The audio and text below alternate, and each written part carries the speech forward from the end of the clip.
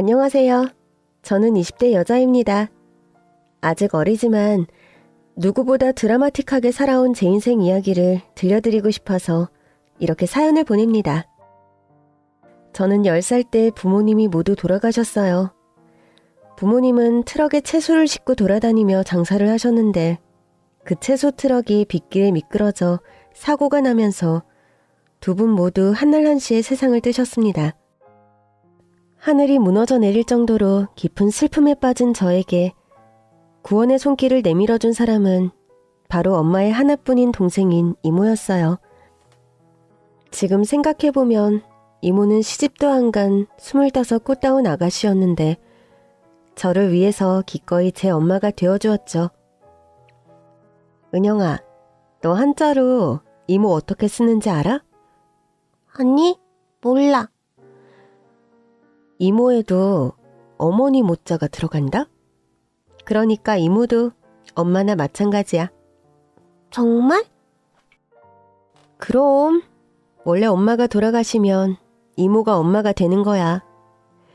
이모가 엄마처럼 우리 은영이 예쁘게 잘 키워줄 테니까 넌 아무 걱정하지 마. 그럼 이제 이모가 내 엄마야? 그래, 맞아. 이모가 엄마야. 앞으로 엄마라고 불러도 괜찮아?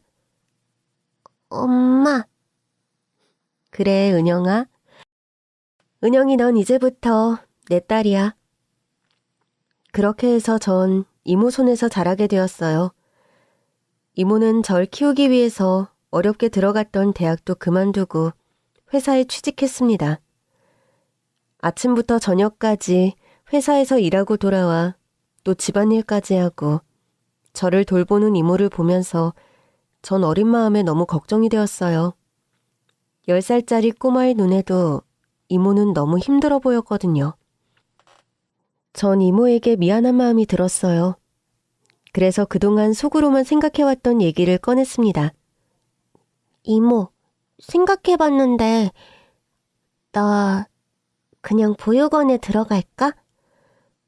이모는 깜짝 놀란 얼굴로 하던 일을 멈추고 저에게 달려오더군요. 왜 은영아, 이모가 뭐 잘못했어? 뭐 서운하거나 마음에 안 드는 거 있어? 뭔데? 말해봐. 이모가 다 고칠게. 그게 아니라 이모가 나 때문에 너무 힘들어하는 것 같아서 그래. 뭐? 그게 무슨 소리야? 이모는 나만 없으면 하고 싶은 거 하면서 편하게 살 수 있을 텐데 나 때문에 학교도 못 다니고 힘들게 일만 하잖아. 회사 일도 하고 집안일도 하고. 이모한테 너무 미안해. 내가 그냥 보육원으로 갈게. 그럼 이모는 편하게 잘 살 수 있잖아. 그러자 이모가 속상해하며 저를 꼭 끌어안더라고요. 은영아, 이모는 너 없으면 못 살아.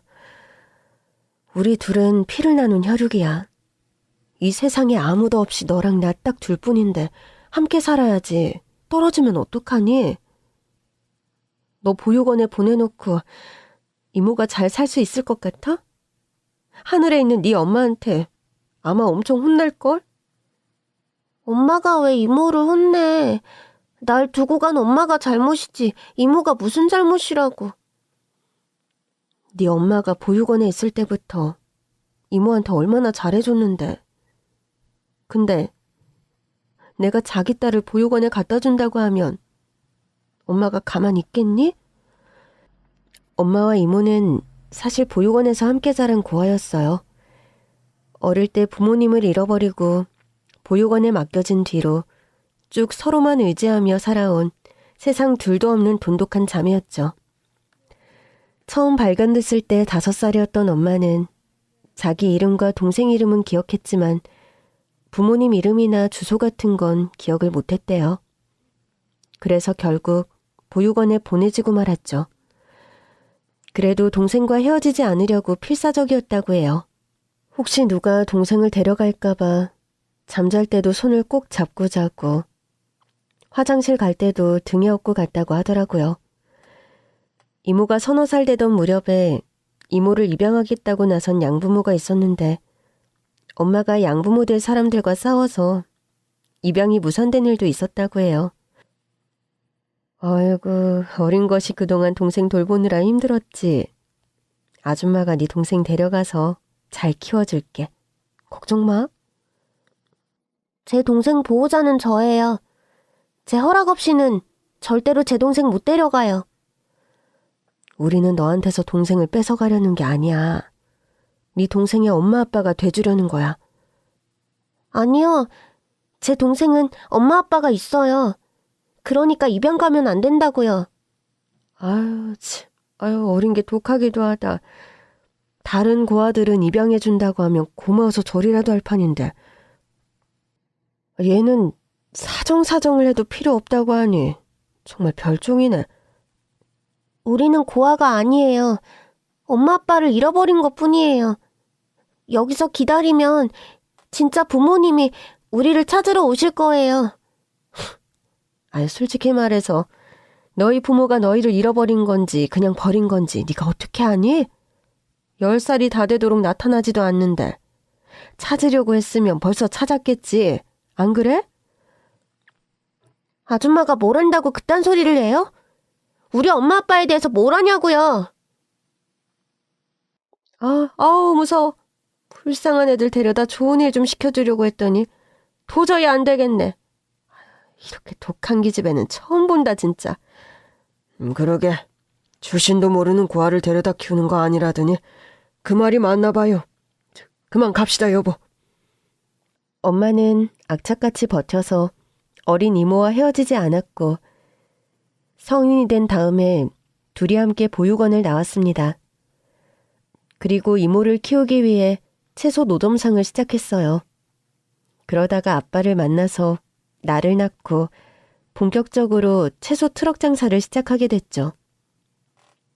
채소 트럭을 하면서 이모를 공부시켜 대학도 보내고 작지만 우리 집도 마련하고 좋은 일이 참 많았는데 그 트럭이 부모님을 한꺼번에 데려갈 줄은 꿈에도 몰랐던 거죠.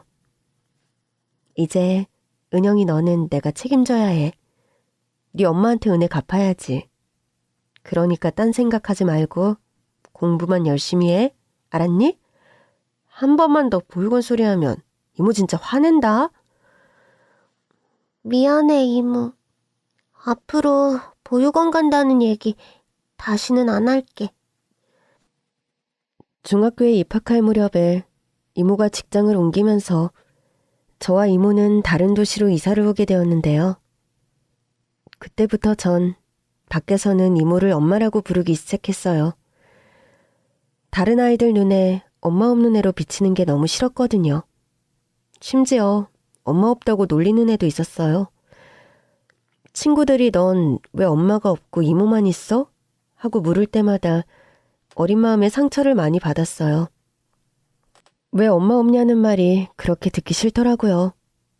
그래서 이모를 엄마라고 불렀더니 이젠 보는 사람마다 니네 엄마는 왜 그렇게 젊어?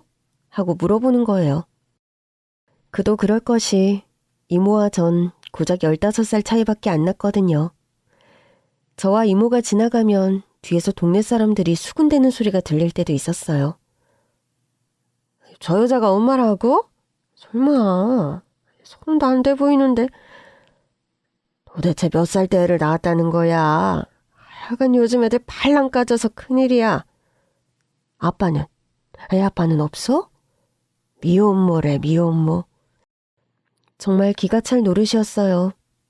소문이라는 게 얼마나 무서운 건지 그때 처음 알았죠. 이모가 10대 때 출산한 미혼모라는 헛소문은 온 동네에 쫙 퍼져 있더라고요. 제가 괜히 이모를 엄마라고 해서 생겨난 소문이었던 거죠. 그렇다고 사실은 엄마가 아니라 이모다라고 해명하고 다닐 수도 없었어요. 친구들에게 이미 엄마라고 다 얘기했는데 거짓말쟁이라고 따돌림도 당할까봐 두려웠거든요. 근데 정작 소문의 당사자인 이모는 의연했어요. 동네 사람들이 떠드는 얘기에 신경 쓸 거 하나 없어. 남들이 뭐라고 하든지 우리만 떳떳하면 되는 거야? 그래도 사람들이 이모가 10대 미혼모 출신이라고 뒤에서 욕하고 다녀. 괜히 내가 이모를 엄마라고 쓸데없는 거짓말을 해서 이게 다 나 때문이야. 미안해. 아니야, 은영아. 너 거짓말한 거 하나 없어. 내가 뭐라고 했니? 엄마 죽고 나면 이모가 엄마 대신이라고 했지? 내가 너의 두 번째 엄마인 거야. 알았지? 그리고 진짜 미혼모면 어때? 그게 뭐 큰 죄라도 돼?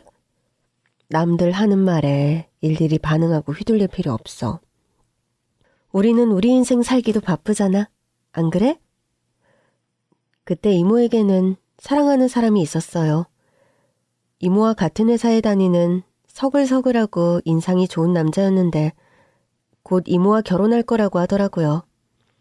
전 이모가 결혼한다고 하니 정말 기쁘면서도 마냥 기뻐할 수만은 없는 애매한 처지가 되고 말았어요. 신혼부부 사이에 껴서 눈칫밥이나 먹으며 이모의 짐덩어리가 되기는 싫었거든요. 결국 보육원으로 가야 하나 고민만 하던 차에 일이 터지고 말았습니다. 어느 날 회사에서 돌아온 이모가 말 한마디 없이 어두운 방에 쓰러져 하염없이 울기만 하는 겁니다. 늘 씩씩하던 이모가 이렇게 서럽게 우는 건 엄마가 돌아가셨을 때 빼고는 처음 보는 일이라 걱정이 앞섰죠. 이모, 왜 울어? 무슨 일 있어? 은영아, 이모는 이제 다른 생각 안 하고 은영이 엄마 역할만 하면서 은영이 엄마로 살 거야. 그동안 너 두고 딴 생각해서 정말 미안해. 그게 무슨 소리야? 무슨 일인데? 나 민수 씨랑 헤어지기로 했어. 왜? 곧 결혼한다고 하더니 갑자기 왜 헤어져? 설마 나 때문에 그런 거야? 내가 이모한테 혹처럼 들러붙어 있어서 결혼 못하겠대? 그런 거 아니야. 나 이모 앞길 방해할 생각 1도 없어. 이모가 나 때문에 결혼도 못하고 희생만 하는 거 나도 싫어. 난 이모가 행복했으면 좋겠어. 나도 이제 어린애 아니니까 내 앞길은 내가 정할 수 있어. 그냥 깔끔하게 내가 보육원으로 갈게. 이모도 나 돌보는 거 그만두고 이모 인생 찾아가. 제 말을 들은 이모가 깜짝 놀라 눈물이 범벅된 얼굴로 절 붙들고 정색을 하더군요. 잘 들어, 은영아. 내 행복은 너뿐이야. 민수 씨는 헤어지면 그만인 남남이지만 우린 혈육이잖아. 남자랑 결혼하려고 널 보육원에 보내는 일은 절대 없어. 그리고 민수 씨는 너랑 다 같이 사는 거 좋다고 했었어. 그럼 민수 아저씨랑 대체 왜 헤어진 거야? 뭐가 문젠데? 은영아, 이건 너랑은 상관없는 어른들 문제야. 나중에 네가 좀 더 크면 그때 다 얘기해 줄게. 이모 거짓말 안 하는 거 알지?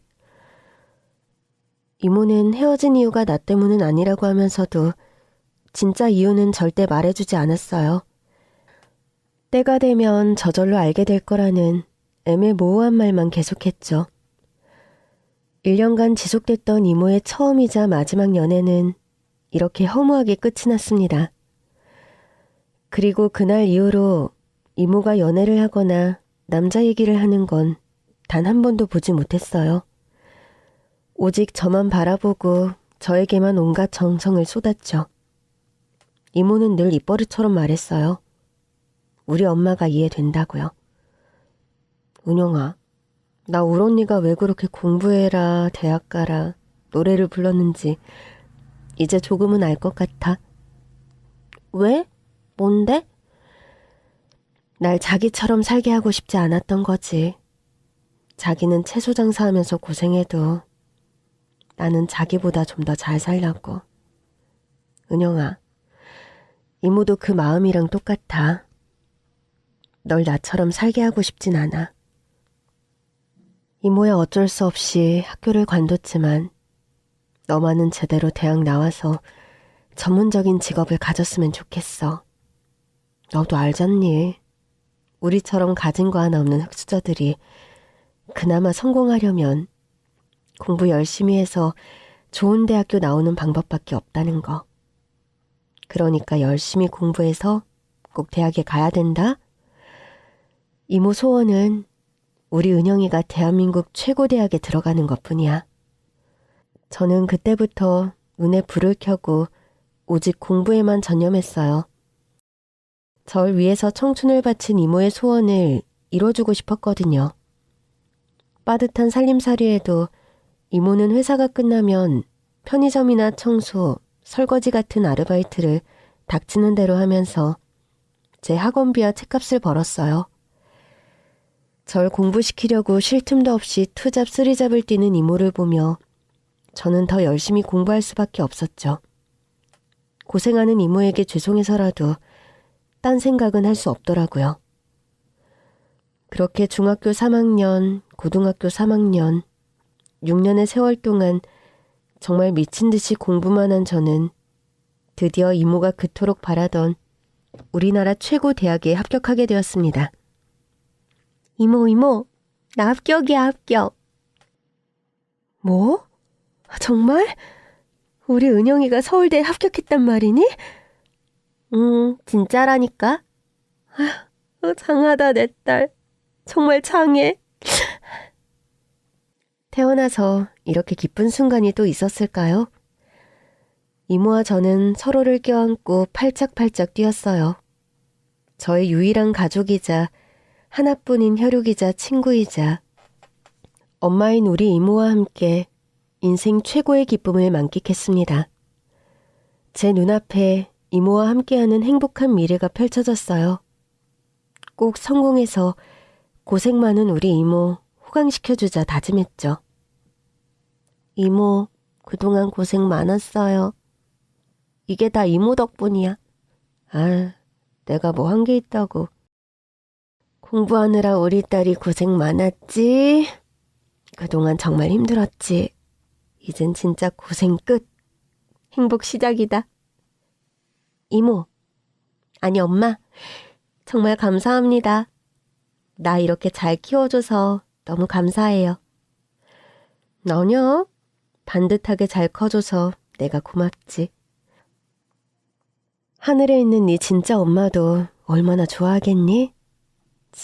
나도 이제야 언니한테 큰 소리 좀 치겠다. 이거 봐라. 내가 은영이 이렇게 잘 키워놨다. 이모는 저를 꼭 껴안고 제 등을 따뜻한 손길로 쓸어내려줬어요. 그때였어요.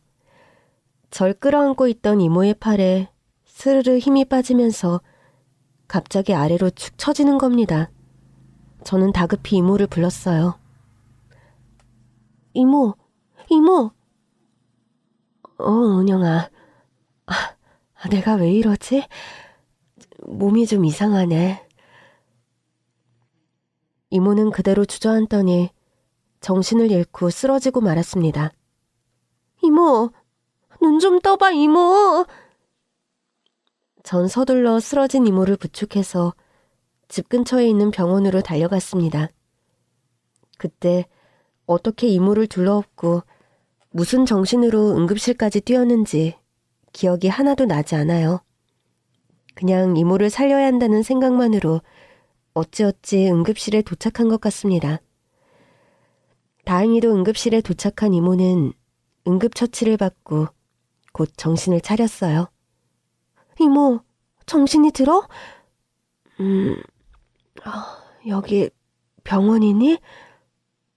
응, 갑자기 정신을 잃어서 병원으로 모시고 왔어. 좀 괜찮아? 괜찮아. 갑자기 너무 기쁜 소식을 듣고 좋아서 펄쩍 뛰다가 좀 어지러웠나 봐. 어젯밤에 좀 무리를 해서 그런가? 그러게. 밤에 하는 편의점 알바 당장 다 그만둬, 이모. 너무 과로해서 그렇잖아. 앞으로는 내가 다 할게. 알았지? 그럼 드디어 나도 자식 덕을 좀 보는 건가? 딸 자식 키운 보람 있네. 우리는 이모가 쓰러진 것이 단순히 과로 때문인 줄 알았어요. 가볍게 생각하고 집에 가려고 짐을 챙기고 있었는데 간호사가 와서 퇴원이 안 된다고 하는 겁니다. 이모의 상태는 우리가 생각했던 것보다 훨씬 나빴던 모양이었어요. 이모는 곧장 입원해서 각종 검사를 받아야 했죠. 그리고 며칠 뒤 검사 결과를 듣고 이모와 저는 큰 충격에 빠질 수밖에 없었습니다. 은영아, 어떡하지? 나 대장암 3기래. 뭐? 대장암? 말도 안 돼. 왜? 이모가 왜 그런 병에 걸려? 아직 젊은데. 미안해. 내가 아파서 너 힘들게 하면 안 되는데. 너 인생에 발목 잡을까봐 너무 걱정이다. 그런 얘기를 왜 해? 지금 이모 걱정이 먼저지 내 걱정을 왜 해? 이모 걱정하지 마. 지금부터는 내가 이모 돌볼 테니까 내가 효도할게. 지금까지 나 키워준 거 내가 다 갚을 거야. 내가 지금 이렇게 누워있을 때가 아닌데. 너 대학교 보내려면 준비해야 할 것도 많고 3월에는 서울대 입학식에도 가야 되는데 어떡하지? 이모, 지금 그게 문제야? 대장암 3기면 그거 심각한 거잖아. 제가 울려고 하니까 이모가 애써 밝은 얼굴을 지어 보이더라고요.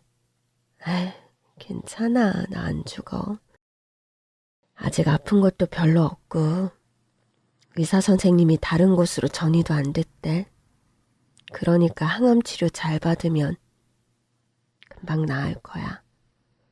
이모, 지금부터 무조건 병원에서 시키는 대로 하고 좋은 것만 먹고 푹 쉬어야 해. 내가 이모 옆에서 딱 붙어서 간병할 거야. 알았지? 안 돼. 그건 나 때문에 시간 뺏기면 절대 안 되지. 그 좋은 대학을 고생고생해서 어렵게 들어갔는데 학교 가서 공부해야지.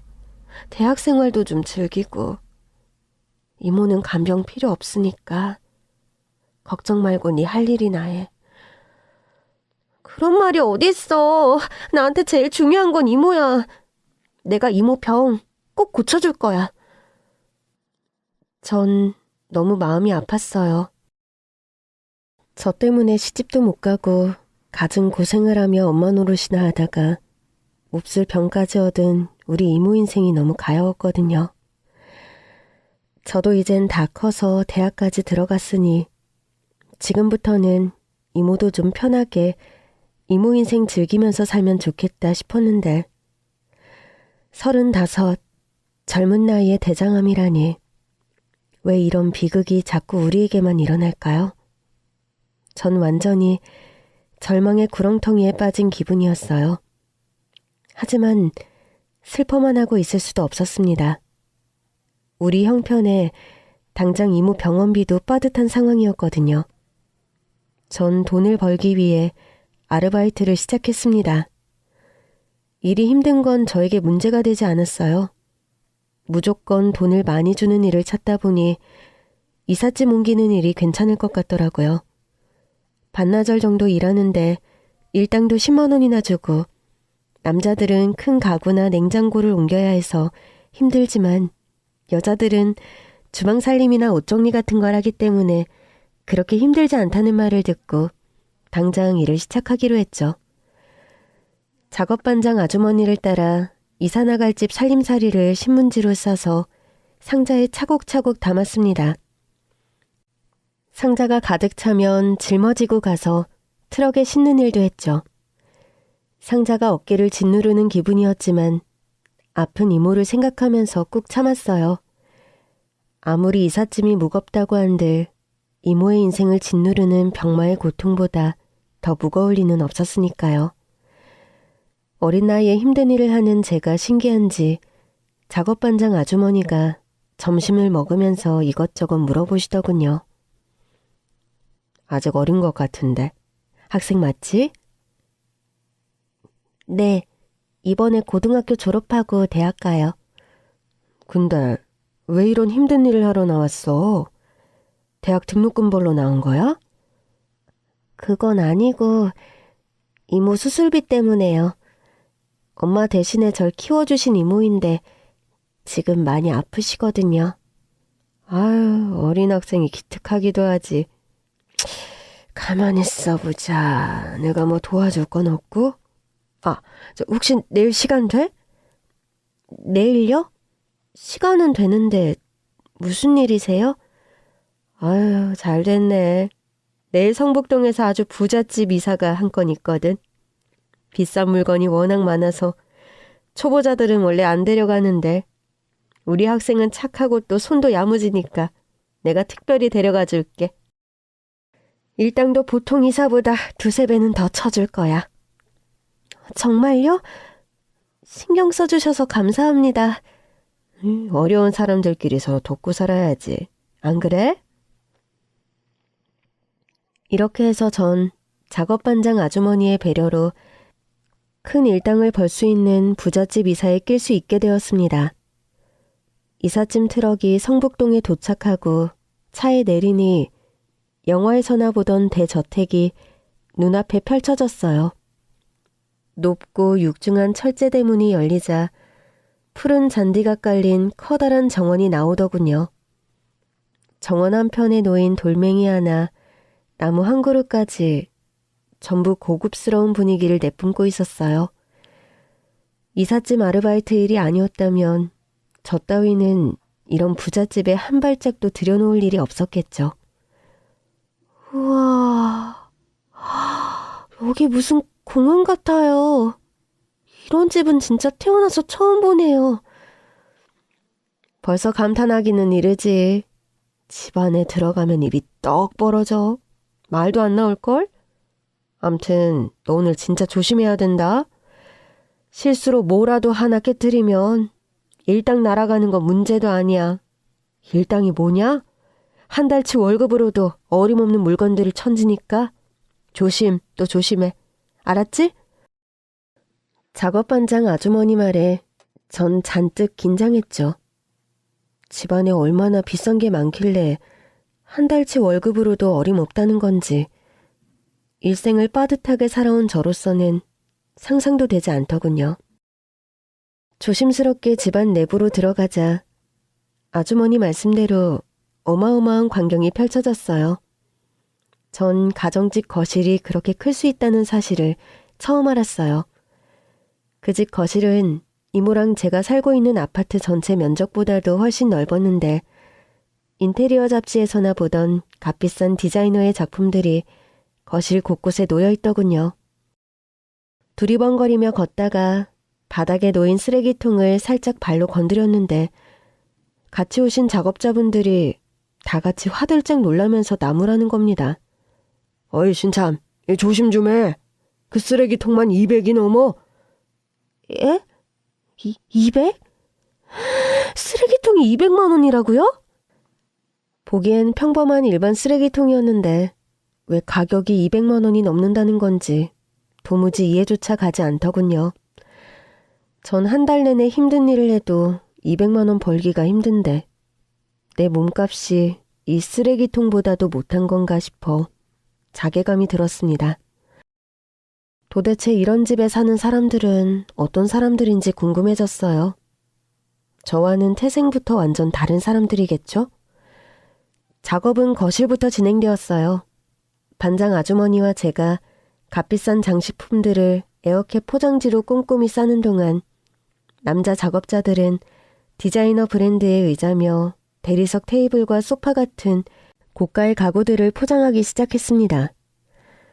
그때 방 한쪽에서 웬 할머니와 할아버지가 나오시더군요. 단순하지만 고급스러운 디자인의 옷을 말끔히 차려입은 두 사람은 한눈에 봐도 집주인 부부 같았어요. 그런데 두 사람 모두 몹시 슬픈 얼굴을 하고 땅이 꺼져라 한숨만 내쉬는 겁니다. 저 사람들 말이에요. 이렇게 좋은 집에 살면서 무슨 걱정거리가 있다고. 세상 근심 걱정은 다 짊어진 얼굴일까요? 불행이란 건 아예 모르고 살아왔을 것 같은데. 안 그래요, 아줌마? 에휴, 얘도 참. 돈 많으면 걱정거리가 없을 것 같아? 그럼요. 돈만 있으면 뭐든지 다 해결되잖아요. 에휴, 이 세상에 돈으로 해결 안 되는 일이 얼마나 많은데. 저 부부만 해도 그래. 이렇게 넓은 집에 살면 뭐하니? 어릴 때 자식들을 한꺼번에 잃어버리고 평생을 찾아 헤매다가 결국 포기했다는데. 에? 정말요? 그런 사연이 있는 줄은 몰랐네. 저 부부가 돈이 없어서 애들을 못 찾았겠니? 전 재산을 쏟아부어도 도저히 안 되니까 결국 재산 정리하고 외국으로 나간다고 하더라고. 아이들 잃어버린 한국 땅에서는 마음 아파서 못 살겠다고. 아휴, 돈이 억만금 있으면 뭐래. 자식 잃은 부모한테 돈이 무슨 소용이 있겠냐고. 집주인 부부의 안타까운 사연을 듣고 나니 괜히 마음이 짠했어요. 노부부의 슬픈 얼굴이 마음에 걸려서 자꾸만 눈길이 가더라고요. 그때 작업반장 아주머니가 절 부르셨습니다. 자, 잡담 그만하고 가서 박스 좀 더 가져와. 귀중품이 워낙 많아서 거실에만 아직 몇 박스는 더 필요하겠어? 네. 제가 얼른 일어나서 박스가 있는 현관 쪽으로 발길을 옮기던 순간이었습니다.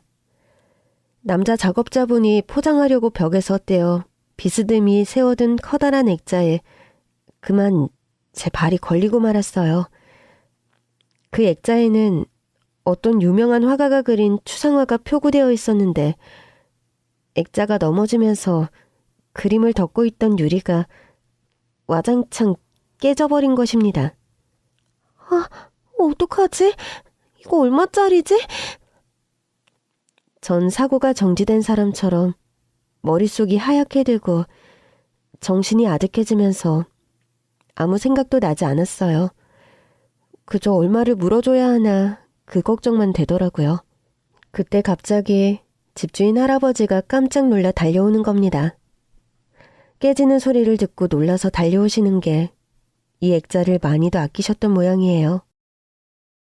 전 당황해서 어떻게 해야 하나 허둥대며 말도 제대로 못하고 있었는데 할아버지가 당황한 저를 한옆으로 밀치시더니 깨진 액자를 맨손으로 번쩍 들어올렸습니다. 이게 여기 있었구나. 내가 얼마나 찾았는데. 할아버지가 표구되어 있던 추상화를 떼어내자 그 뒤에 오래된 가족 사진이 보이는 겁니다. 할아버지는 그 사진을 손으로 쓰다듬으면서 눈물까지 흘리셨습니다. 온 집안을 다 뒤지고 그렇게 찾아도 없더니 여기 숨겨놨구먼. 결국 찾아내셨네요. 당신이 그 사진 끌어안고 오는 거 마음 아파 못 보겠어서 거기 숨겨놨는데 기어이 찾아냈네 그려. 그 사진은 젊은 시절의 노부부와 잃어버렸다는 두 아이가 함께 찍은 가족 사진이었어요. 사진 속의 부부는 지금과 달리 젊고 생기 넘치는 모습이었습니다. 대여섯 살쯤 되어 보이는 큰아이는 부부 사이에서 아빠의 다리를 붙들고 환하게 웃고 있더군요. 엄마는 둘째 아기를 품에 안고 행복한 미소를 짓고 있었어요. 이제는 지나가 버린 인생의 아름다운 한순간을 보는 듯 했습니다. 말도 안 돼. 이 사진 대체 뭐지? 전 그 특별할 것 없는 가족 사진을 보고는 그대로 얼어붙고 말았어요. 이 사진이 왜 여기에 있는 건지 도무지 이해가 안 돼서 혼란스러웠습니다. 제가 아무 말도 안 하고 멍하게 서 있으니까 작업반장 아줌마가 얼른 달려와 노부부 앞에 고개를 숙였습니다. 아유, 사장님, 사모님, 정말 죄송합니다. 아직 어린애라 일이 서툴러서. 뭐해, 학생. 얼른 사과부터 드려. 그러나 저는 사과고 뭐고 액자 깨트린 일을 생각할 겨를이 없었습니다. 문제는 액자가 아니라 그 가족 사진이었죠. 전 미친 사람처럼 이삿짐 트럭으로 달려가서 제가 아침에 메고 왔던 가방을 들고 돌아왔습니다. 저의 돌발 행동에 작업반장 아주머니는 난리가 났더라고요. 왜? 액자값 물어드리려고? 그런데 지금 돈이 중요한 게 아니야. 일단 사과부터 드리는 게 순서라니까? 전 대답 대신 제 가방에서 작은 액자를 하나 꺼냈습니다. 그리고 그걸 집주인 부부에게 보여드렸죠. 제가 꺼낸 액자를 보자마자 노부부는 기절초풍하며 저를 다그치더군요. 대체 이 사진, 이거 어디서 난 겁니까? 학생, 얼른 말해봐요. 왜 학생이 이 사진을 가지고 있는지. 제가 노부부에게 보여준 액자에는 아까 깨진 액자 뒤에서 나온 가족 사진과 똑같은 사진이 들어있었던 겁니다. 비록 제가 가진 사진은 물에 젖었다가 마른 것처럼 군데군데 얼룩이 번져 있고 심하게 구겨져 있었지만 한눈에 봐도 그것은 노부부의 가족 사진과 정확히 똑같은 사진이었습니다. 학생, 이 사진은 35년 전에 찍은 우리 가족 사진이에요. 여기 두 아이는 내 딸들이고 둘째가 태어난 기념으로 이 집에서 찍은 거예요. 어떻게 우리 가족 사진을 학생이 가지고 있는 거죠? 어서 말해봐요. 학생이 대체 누군지, 또 이 사진을 어떻게 갖고 있는 건지. 전 오늘 아침에 이모의 병실에서 있었던 일을 노부부에게 말씀드렸죠. 저도 이 사진은 오늘 처음 봤어요. 저한테 이모가 한 분 계시는데 지금 아파서 병원에 입원 중이시거든요.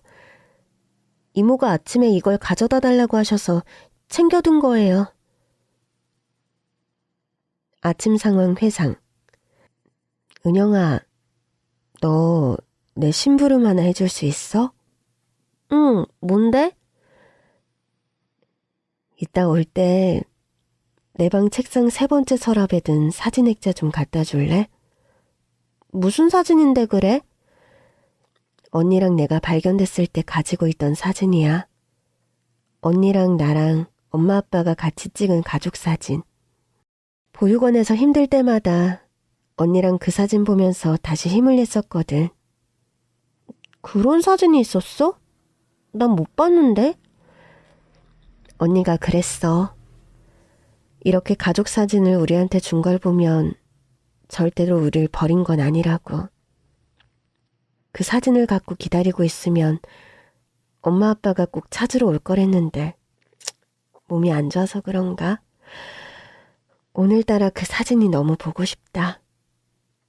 이따 올 때 꼭 좀 가져다 줘. 알았어, 이모. 이따가 챙겨올게. 제 이야기를 듣고 노부부는 큰 충격을 받은 듯 온몸을 덜덜 떨며 말을 더듬었습니다. 여보, 우리 딸 찾은 것 같아요. 이 사진 갖고 있는 거 보면 틀림없는 우리 딸 맞죠? 아니, 이게 다 무슨 소리야.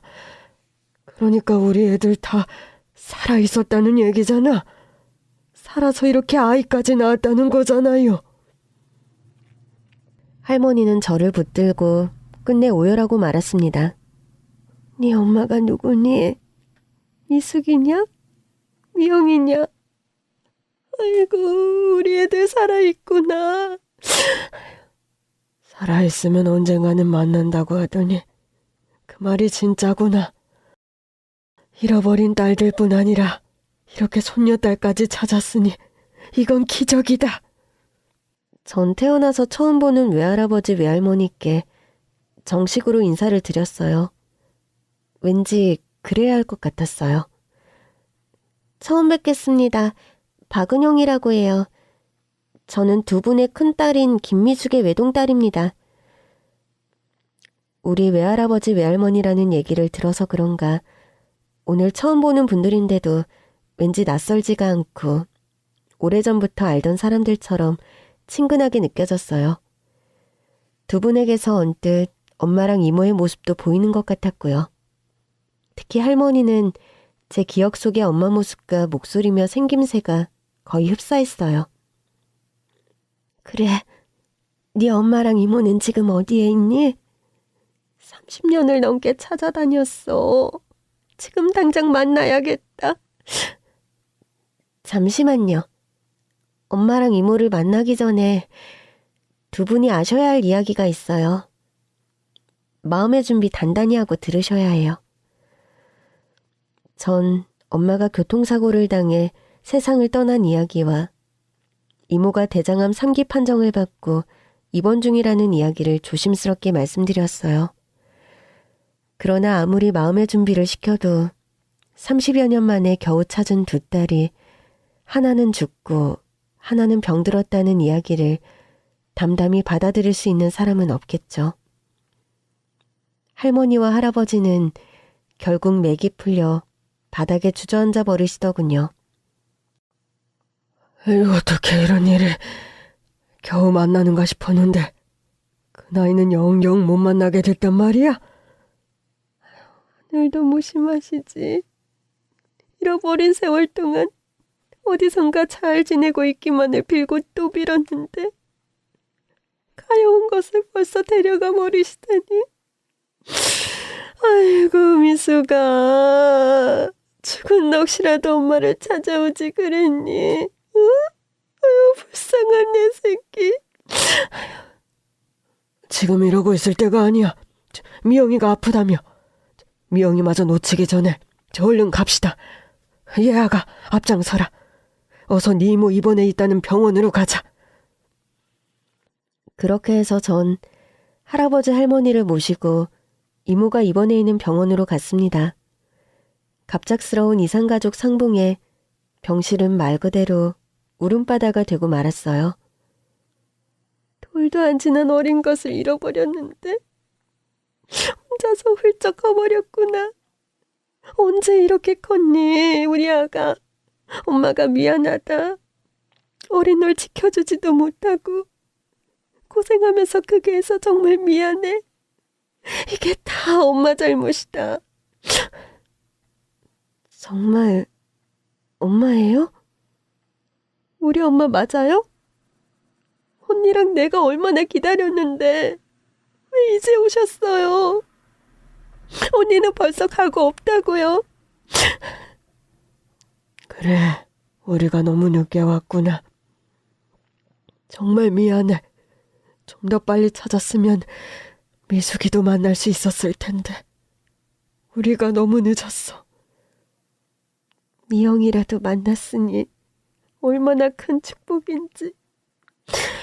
하느님 감사합니다.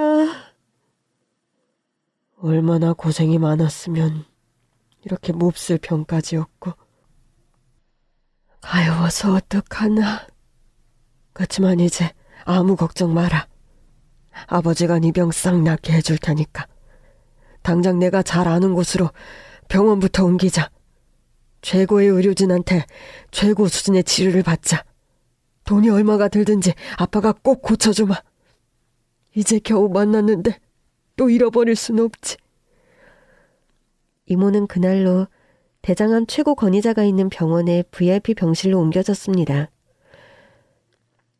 이모와 저는 하루아침에 왕자의 신분을 얻은 동화 속 거지처럼 그저 모든 게 어리둥절하고 신기하기만 했습니다.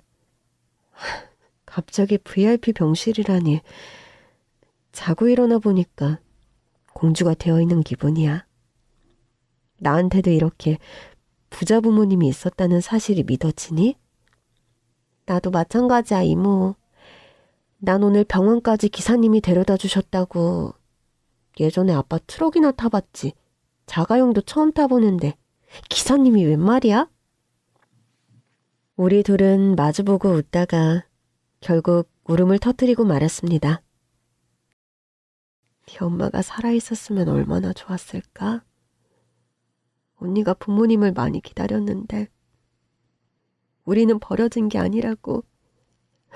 엄마 아빠가 꼭 찾으러 올 거라고 항상 얘기해줬는데 너무 마음이 아프다. 언니 없이 나 혼자만 좋은 날을 누리는 것 같아. 너무 미안해. 이모, 속상해하지 말아요. 엄마도 하늘에서 기뻐하고 계실 거야. 그날 오후 병실을 다시 찾은 할아버지 할머니께서는 엄마와 이모를 잃어버렸던 그날의 이야기를 들려주셨습니다. 그동안 너무 가슴이 아파서 어디다 풀어놓지도 못했는데 이 얘기를 이렇게 웃으면서 하는 날이 올 줄은 몰랐네. 이 모든 게 정말 꿈만 같다. 할머니 말씀에 의하면 이모가 태어나고 한 살이 채 안 됐을 무렵 서울에 큰 물난리가 났었다고 해요. 할머니는 엄마와 이모를 데리고 외가에 다녀오는 길이었는데 갑자기 엄청난 폭우가 쏟아져 내리더니 할머니 차가 침수되면서 옴짝달싹도 못하게 되었다고 하더라고요. 꽉 막힌 도로에서 사람들이 차를 버리고 높은 곳으로 도망치는데 벌써 어른 정강이까지 물이 차오르기 시작하더라고. 나도 너희 둘을 업고 안고 차에서 내리려고 하는데 다리가 앞좌석에 꽉 끼어서 빠지지를 않는 거야. 눈앞이 캄캄하더구나. 차 안에도 빠르게 물이 차오르기 시작하는 거야. 비는 계속 억수같이 쏟아지지. 너희들은 떠나가라 울어대지. 정말 어떻게 해야 할지 모르겠더라고. 나는 결단을 내릴 수밖에 없었어. 그때는 그게 최선이었다. 김 기사, 일단 아이들을 데리고 안전한 곳으로 먼저 가. 나도 곧 뒤따라 갈 테니까. 그렇지만 사모님, 물이 너무 빨리 불어나서 사모님도 위험해요. 같이 피하셔야 합니다. 일단 애들을 먼저 높은 지대로 옮겨줘요. 나는 내가 알아서 나갈 테니까 시간이 없어. 얼른. 할머니는 두 딸을 김 기사에게 맡기면서 가방 속에서 작은 사진을 하나 꺼내서 엄마 손에 쥐어주었대요. 미수가, 엄마가 금방 데리러 갈 테니까 이 사진 꼭 붙들고 있어. 잃어버리면 안 돼? 엄마 말 알아들었지? 김 기사는 이모와 엄마를 안고 침수된 도로를 벗어나 높은 곳으로 올라갔다고 해요. 두 아이를 안전한 곳에 데려다 놓고 다시 돌아온 김 기사는 물이 가득 찬 차 안에서 다리가 낀 채 허우적거리는 할머니를 구해서 이모와 엄마가 있는 곳으로 함께 돌아왔어요. 김 기사, 미숙이랑 미영이는 우리 아이들 어디 있어? 여기 계신 아주머니께 잠시 맡겨뒀는데 어디 가셨지? 저 여기 빨간 옷 입고 있던 여자분 못 보셨어요? 여자아이 둘 데리고 있던. 주변 사람들을 죄다 붙잡고 물어봤지만 김 기사가 엄마와 이모를 맡겼다는 빨간 옷의 여자를 봤다는 사람은 어디에도 없었다고 해요. 그때는 CCTV도 없었고 또 물난리가 나서 많은 사람들이 죽거나 실종된 혼란스러운 때였어서 잃어버린 아이들을 찾는 것이 쉽지 않았다고 하더라고요. 그렇다고 내 목숨 구해준 김 기사를 탓할 수도 없고 정말 미칠 노릇이었어. 얼마 안 있다가 김 기사는 죄송하다는 편지 한 장만 남기고 참적해버렸단다. 너희를 데려갔다는 빨간 옷 입은 여자 얼굴은 김 기사만 알고 있었는데 김 기사가 없어지고 나니까 마지막 연결고리마저 완전히 사라져버리고 만 거야. 그렇게 30년을 넘게 전국의 고아원이랑 고아원은 다 찾아다녔는데 아무래도 옛날이라 기록도 허술하고 아이들 관리하는 시스템도 제대로 없어서 찾기 힘들었던 것 같아. 그렇게 너희들과 헤어지게 된 거란다. 정말 미안해. 아니에요. 저희를 물난리에서 구하려다가 그렇게 된 거잖아요. 엄마 잘못이 아니에요. 그리고 이제라도 진실을 알게 돼서 속이 후련해요. 엄마 아빠가 우리를 버린 게 아니라는 언니 말이 진짜였잖아요. 언니가 늘 그 사진 보여주면서 부모님 얘기를 해줬어요. 이 사진 갖고 있으면 엄마 아빠가 꼭 찾아올 거라고. 언니 말이 다 맞았네요. 우리는 병원에 특별 외출 허가를 받아서 온 가족이 다 함께 엄마 아빠를 모신 봉안당으로 갔어요. 엄마, 아빠, 외할아버지, 외할머니 오셨어요. 할머니와 할아버지는 봉안당에 모신 엄마의 사진을 보고 또 한 번 눈물을 쏟아내셨습니다. 아이고, 우리 미숙이 조그만 아이였는데 이렇게 예쁘게 자랐구나. 동생 잘 지켜줘서 정말 고맙다. 이제부터 아무 걱정하지 말고 편히 쉬렴. 네 딸은 우리가 귀하게 잘 키워줄게. 대장암과 싸우느라 쇠약해진 이모는 휠체어에 앉아 오래도록 엄마와 이야기를 나눴어요. 언니 덕분에 엄마 아빠를 만났어. 언니가 그 가족 사진 가지고 기다리고 있으면 엄마 아빠가 찾으러 올 거라고 하더니 진짜였지 뭐야? 언니도 부모님 만나 뵀으면 좋았을 텐데. 이 행복을 나만 누려서 미안해. 언니, 정말 고마웠어. 사랑해, 언니. 이모는 그날 이후로 조금씩 기운을 차리기 시작했어요. 항암 치료도 무사히 끝나서 더 이상 전이 된 곳도 없다고 하더라고요. 이대로 잘 회복하면 수술하지 않고 대장암을 이겨낼 수 있을 거라고 했어요. 할아버지 할머니는 외국으로 이사하려던 계획을 접고 성북동 그 집에 다시 짐을 풀었습니다. 그리고 이모와 저도 엄마가 남겨주셨던 아파트를 정리하고 성북동으로 들어갔습니다.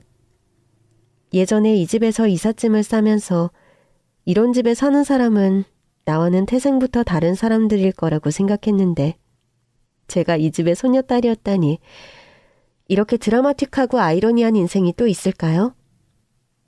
그래도 200만 원짜리 쓰레기통은 너무했어요, 할머니. 내가 쓰레기통 가격 듣고 얼마나 놀랐나 몰라. 얘도 참 그걸 믿었어? 그 정도는 아니야. 아무튼 앞으로는 남들도 도우면서 가치 있는 곳에 돈을 쓰면서 살아야겠다.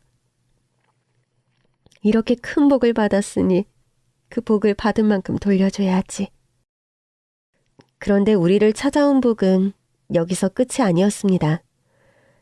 뜻밖의 손님이 이모를 찾아온 겁니다. 작은 사모님, 정민수라는 분이 찾아오셨는데요? 네? 뭐라고요? 누가 찾아와요? 현관문 밖에는 오래전에 헤어졌던 이모의 애인이 서 있었습니다. 오랜만이지? 여긴 어떻게 알고 찾아왔어? 예전 회사에 연락했더니 아파서 병원에 입원했다고 하더라고. 병원에 수소문해서 여기 주소를 받아냈지. 근데 여기는 누구 집이야? 이모는 오래전 연인이었던 이모부에게 그동안 일어났던 일들을 담담히 이야기해 주었어요. 이모부는 눈물을 흘리면서 자기 일처럼 기뻐하더군요. 미영이 네가 그동안 조카 키우면서 고생 많이 했는데 하늘이 감동해서 복을 내리셨나 보다. 너무 잘 됐네. 부모님 찾게 된 것 너무 축하해. 고마워. 근데 우리 헤어지고 6년이나 지났는데 왜 날 찾아온 거야? 이제 와서 뭘 어쩌려고. 우리 결혼하자. 우리 엄마 돌아가셨어. 예전에 제가 어렸을 때 이모가 애인과 헤어진 이유를 저에게 숨기고 말해주지 않았었잖아요. 그땐 제가 어려서 말해주지 않았는데 6년이나 지난 오늘에야 저는 두 사람이 헤어진 이유를 알게 되었습니다.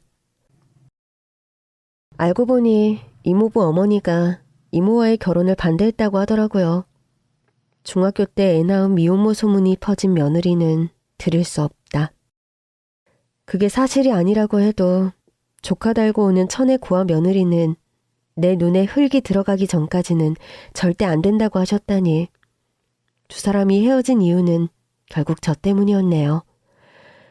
단식까지 하시면서 극렬하게 반대하는 어머니 탓에 착한 효자였던 이모부는 이모와 헤어질 수밖에 없었다고 해요. 그래도 하나밖에 없는 아들이 결혼도 안 하고 혼자 늙어가는 걸 보시고 우리 결혼 반대한 거 많이 후회하셨어. 마지막에 돌아가실 때는 미영이 너 다시 찾아서 결혼하라고 미안하다고 전해달라고 하시더라. 그래도 다른 사람이랑 결혼했을 줄 알았는데 다행이다. 아직 혼자라서. 너랑 헤어진 동안 나 진짜 열심히 살았어. 지금은 회사 그만두고 내 사업체 운영하고 있는데 꽤 자리 잡았어. 너 고생시킬 일은 없을 거야. 은영이도 내가 잘 키울게. 나 좋은 아빠가 될 자신 있어. 저 말씀 중에 죄송한데 저 이제 이미 다 컸고 외할머니 외할아버지도 계셔서 아빠는 필요 없을 것 같아요. 이모부라면 몰라도? 이렇게 해서 이모는 헤어졌던 첫사랑과 결혼해서 행복하게 잘 살고 있습니다. 가장 아름답던 20대의 젊은 시절을 저를 위해 반납한 이모의 희생을 잘 알기 때문에 전 누구보다 이모 부부의 앞날을 축복해 주었죠. 이모는 건강관리도 열심히 해서 얼마 전 대장암 완치 판정도 받았습니다. 험난한 가시밭길이던 이모 인생에 이제는 좋은 일만 가득했으면 합니다. 저는 엄마와 이모처럼 보육시설이나 위탁시설에서 생활하는 아이들을 돕고 싶어서 사회복지과에 진학했어요. 열심히 공부해서 이 사회 구석구석에 따뜻한 온기를 전해줄 수 있는 사회복지 전문가가 되는 것이 저의 꿈입니다. 어릴 때는 늘 행복이 어디 있을까 조바심을 내며 기다렸는데요. 이제는 조금 알 것 같아요. 그 자리에서 묵묵히 기다리면 언젠가 행복이 찾아온다는 걸요. 조금만 기다리면 여러분의 행복도 곧 여러분을 찾아올 겁니다. 모두 행복하세요.